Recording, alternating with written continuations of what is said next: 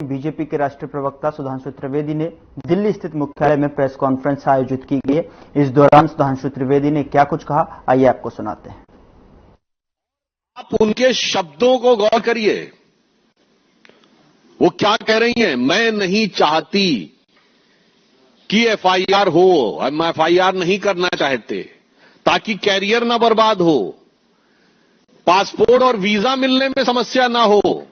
मुझे लगता है कि देश की प्रबुद्ध जनता और पश्चिम बंगाल, जहां की प्रबुद्धता कई शताब्दियों से बहुत प्रसिद्ध है, वो इसका अर्थ, भाव और अभिव्यक्ति न समझ पा रहे हो, ऐसा संभव नहीं है। भारतीय जनता पार्टी स्पष्ट रूप से कहना चाहती है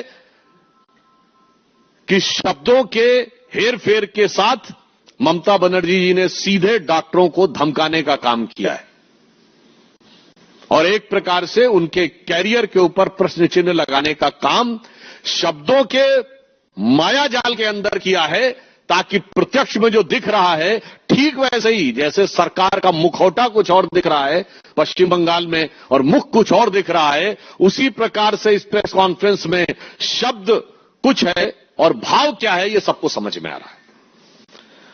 और इतना ही नहीं, इसके उपरांत उनका यह कहना, जो मुझे लगता है कि एक प्रकार से पश्चिम बंगाल सरकार की बहुत दुखद, इस पीड़िता के साथ न्याय का विषय चुनाव का विषय नहीं है। यह सबूतों के आधार पर कानून की अदालत में साबित होकर दोषियों को सजा दिलाने का विषय है। यह न्याय का विषय है, चुनाव का विषय नहीं है। जिसकी सत्ता होगी, न्याय उसी के पक्ष में होगा। यह सोच संविधान के लिए सबसे खतरनाक सोच है और मैं कहना चाहता हूं, संविधान खतरे में कैसे हो सकता है, इसकी आपको वानगी देखनी है तो पश्चिम बंगाल में देख लीजिए, जहां का मंत्री कहता है कि जो उंगली उठेगी मुख्यमंत्री जी के खिलाफ वो तोड़ दी जाएगी, मिस्टर अरूप चक्रवर्ती। और जहां की मुख्यमंत्री कहती हैं कि मैं नहीं चाहती कि एफआईआर हो, मैं नहीं चाहती कि कैरियर खराब हो।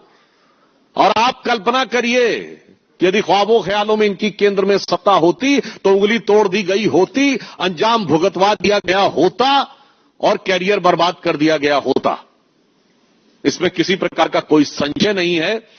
यह कृत्य बहुत साफ दिख रहा है और कांग्रेस के ही नेता अधीर रंजन चौधरी जी तक बोल चुके हैं कि there is no democracy in Bengal. मैं उस समय वो नेता प्रतिपक्ष थे, तो मैं कह सकता हूं कि कांग्रेस के तत्कालीन नेता प्रतिपक्ष ने जब यह शब्द प्रयोग किया था, there is no democracy in Bengal,